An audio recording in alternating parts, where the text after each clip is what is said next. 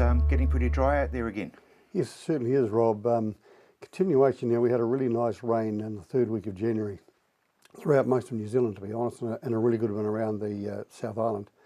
Unfortunately, it's all disappeared quite rapidly, and there's been the odd northerly come through Nelson with a bit of rain with it, but to be honest, it's extremely dry, and with the autumn sort of coming into vogue at the same time, there's a lot of evapotranspiration going on, with still a lot of the bushes and vines and what have you. They've got a lot of leaf area, so they're sucking a lot of water out of the ground.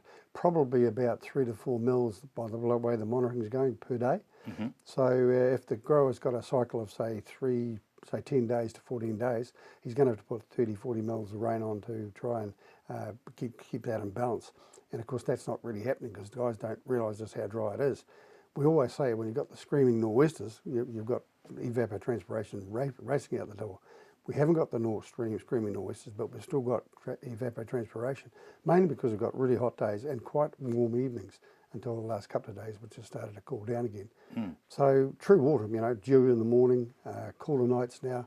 Hopefully that'll carry on, because what that does to apples and stone fruit, it brings up their colour a lot more with the differentiation between the temperatures during the day and during the evening. And hopefully that'll continue as the harvest gets well underway. As you say, we're into autumn. Special things that we should be doing in autumn? Well, one of the things is a lot of clean-up spray, especially in the soft fruits. So the berries, blackcurrants, strawberries, raspberries, stone fruits, those sort of what we call soft fruits, they need to be cleaned up. There's a lot of disease out there. It's not a major problem to the crop that is just gone, but we don't want it to stay in the trash and be there coming into the springtime. So we've got to clean up. So one of the very good approaches to take is to apply copper in conjunction with calcium ammonium nitrate or calcium nitrate, in fact, 12 kgs per hectare and about a kilo of copper. And this helps to break down those leaves rapidly. Therefore, it actually helps to get rid of the spores that are on those leaves. And when they're going down on the ground as trash, they get obviously in the end incorporated in the soil, but the disease is sort of it's clean before it gets there. Yeah. It's compost on steroids. Yeah, well, it is really. Yeah, you're right. That's a good explanation. Yeah. I guess we should also be looking at the crops now that are coming off. Are they looking good? Yeah, they are looking very good. There's been good quality. The quantity's down a bit this year because of the frosts and different weather through the November-December period. But what is there is good quality, and it is good colour. But interesting enough, in apples, just talking to an apple exporter yesterday, the skins are a little soft, so the starches and the sugars are down a little bit, and that's because of the heat, continued heat we've had. If they had those cooler nights and hotter days, you get that crispiness and the starches come up, and then they're much firmer in the flesh, as it were.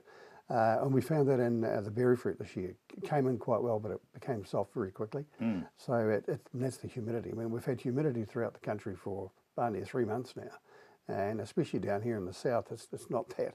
It's pretty unique to have that situation. It is actually. Yeah, we don't do humidity. No, we don't do humidity, but we have been. And this has brought on powdery mildew, believe it or not. It's because it's been dry. Powdery mildew is a dry disease, but it likes a bit of moist air to help it along, and there's been a lot of powdery mildew in the crops this year, post-harvest especially, and we're finding now in pumpkins pumpkins and squash and what have you that they are probably still in 6 weeks to 2 months away from harvest, but they are getting powdery mildew, so the growers have had to spray them, and this is because of this dryish but humid type conditions and continual warm days and nights. As the autumn comes in and the nights become cooler, that'll dissipate pretty quickly. But in the meantime, it's taking the quality of the leaf away that's giving us the advantage of of course. That's the wee factory, isn't it? Yeah, it is the wee factory. So it slows the factory down a bit.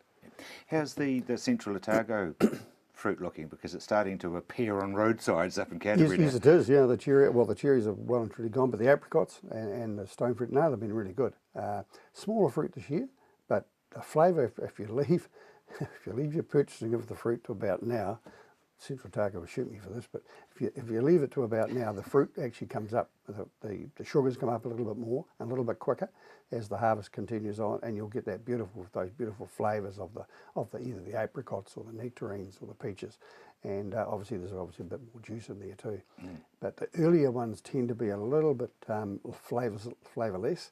Only because the sugars haven't still quite pretty come up good yet. though. Oh yeah, no, they are good, yeah. Yeah. And they keep better in the bowl, to be honest.